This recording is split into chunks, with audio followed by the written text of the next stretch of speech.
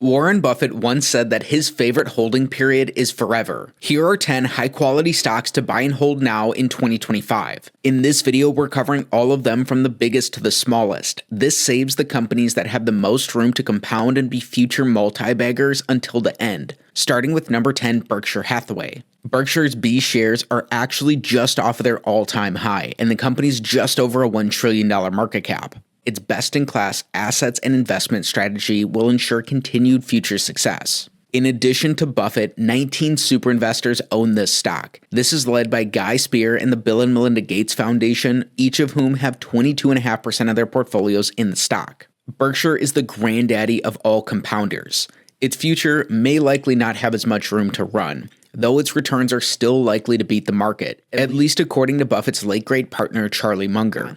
A combined look at the company's numbers show that it's trading above its historical price to sales, although they still are priced below their Graham number. Typically, though, it's hard to look at this company on a combined basis because of the huge amount of ground that their companies cover. Still, their share buybacks can give us some indication of what Buffett's thinking. These all but stopped at the halfway point in 2024, signaling Buffett may not think this is a super attractive valuation. At stock number 9, we have LVMH, Moet Hennessy Louis Vuitton. This trades in the US under their ticker symbol LVMHF. LVMH is a $355 billion luxury goods giant. Right now, it trades in the middle of its 52-week range, closer to its low. The company is a global leader in luxury goods across multiple premium brands and products. Luxury has a timeless appeal that's going to ensure future consumer demand.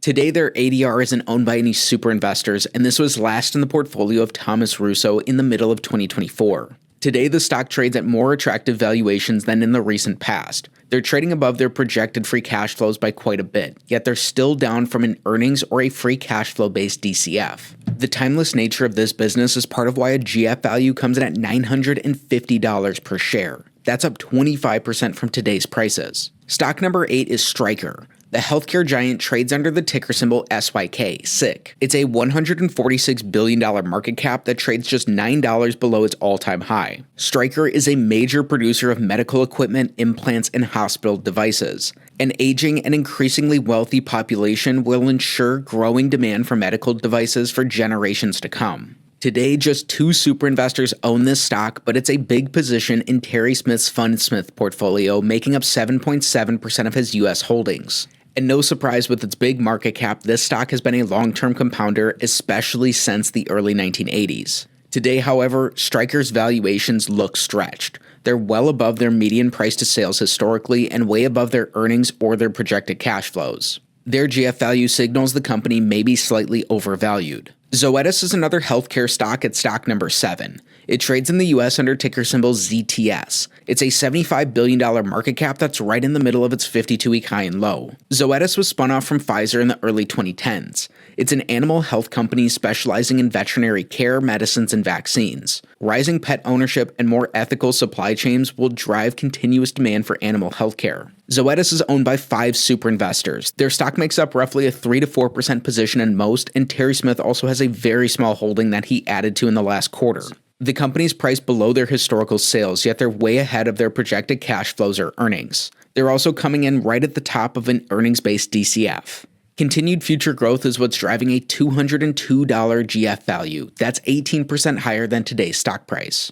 Old Dominion Freight Line is stock number 6. Trading in the US under ticker symbol ODFL, this is a $40 billion company. It's down 18% from its all-time high, yet because of a stock split, this is poorly reflected here. 4 super investors own Old Dominion Freight Line, making up just small percentages of their portfolio. This is also one of 10 stocks that Chris Mayer, author of 100 Baggers, has in his personal portfolio. Old Dominion is the leading US less-than-truckload or LTL freight transportation company. Its very efficient operations and dominance in logistics will remain crucial for supply chains into the future. It's hard to imagine that a trucking company has been one of the leading stocks since the turn of the 21st century, but that's the case with their stock being up more than 200 times since 2000 alone. That's on a lot of scale and operational efficiencies in their business, driven by a strong culture. Yet those positive attributes may be ahead of their valuations.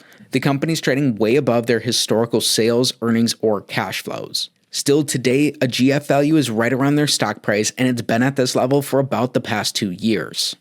Now, as we break into the top 10, we get the first stock that's listed in Canada. This is Constellation Software, trading on the Toronto Stock Exchange under ticker symbol CSU. Constellation's a $64 billion vertical market software conglomerate. It acquires and manages specialized software companies for targeted industries that need their solutions for decades to come. They're run by their legendary founder and investor, Mark Leonard, and from 2006, they've been one of the top performing stocks in Canada. It's harder to see exactly which super investors own this stock, but in the US, 3 super investors own their ADR. This is led by the Sequoia Fund, who has 7.5% of their portfolio invested in Constellation. They're right at the top end of their valuations, however. They're trading well above their projected cash flows and out ahead of their median price to sales. The company makes a lot of acquisitions, but their size is going to make this harder into the future. Still today, though, they're priced at the top end of their DCF. The market's still pricing in a lot of growth for Constellation, and that's why a GF value comes in at $4,500 Canadian dollars per share.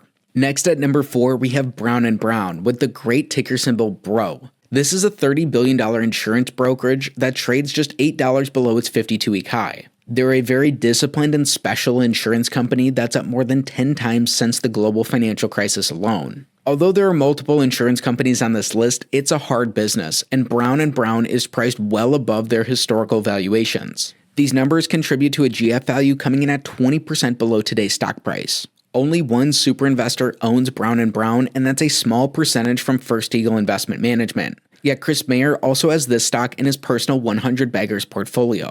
Stock number 3 is another insurance company. This is Markel Group, trading in the US under ticker symbol MKL. It's a $23 billion specialty insurance conglomerate trading at its 52-week high. Markel Group's in specialty insurance lines and models itself off of Berkshire Hathaway. They have their own private equity investments and a public stock portfolio led by their CEO, Tom Gaynor, a legendary investor in his own right. Markel is owned by 4 other super investors, and this is led by an 11% position from Josh Tarasoff. Markel's been a historical compounder, and yet while modeled on Berkshire, they've actually underperformed Berkshire over most of their history. Today, however, Markel is priced very attractively compared to where they've been at in the past. They're trading well below their historical sales, and they're even priced below their Graham number. That, however, isn't the best measure for insurance companies, so keep that in mind. Stock number 2 on our list is Watsco, trading under ticker symbol WSO. This is a $20 billion HVAC company trading $70 below its 52-week high. Wouldn't you know it, the only super investor in Watsco is Tom Gaynor from Markel Group. This is another long-term compounder, and changes in climate are only likely to boost demand for HVAC systems globally. A heaping dose of that future growth is priced in already, as Watsco is trading well above any of their numbers. Their fundamentals are hard to justify their current valuations. Their GF value is 40% below today's stock price, and that's been roughly flat for the last 2 years. Now it's time for the top buy and hold forever company on our list. Are you ready for it? This is, drumroll please, Games Workshop, trading in London under ticker symbol GAW. Games Workshop owns the super popular Warhammer series.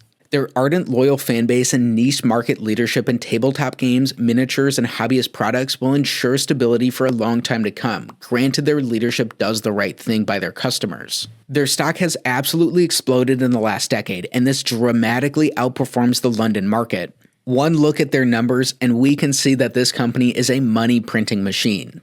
Their returns on capital are to die for, and they generate a ton of growing cash flow each and every year. Today, Games Workshop trades above their historical sales, yet they're still below their DCFs on both a earnings and a free cash flow basis. Today, their GF value may look like they're slightly overvalued, but they're projected to keep growing into the future. Now let me know if you want to see a future in-depth video on any of these businesses. If you enjoyed the video and you want to support the channel for free, click the first link in the description.